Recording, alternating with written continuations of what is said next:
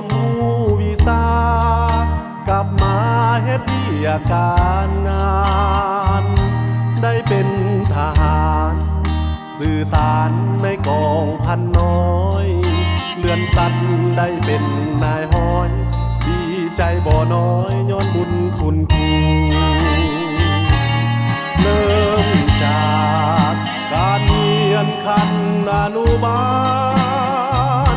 หลายปีพ้นผ่านปฐมมัธยมปลายได้เป็นนายหมอกินตัวเบิ่งแยงคนไข้ถึงขั้นผ่าตัดก็ได้ก็ย้อนมีน้ำใจครู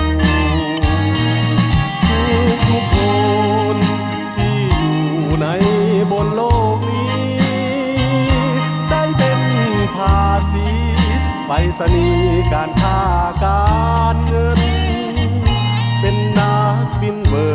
นเหาะเหินอยู่ถึงเวหาย้อนมีการศึกษามีปริญญาก็ย้อนคุณครู7 ตุลาปีนี้ได้เวียนมาเถิดขอ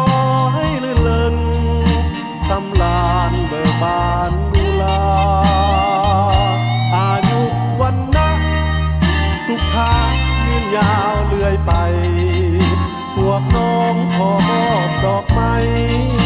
แทนกายเพื่ออวยพร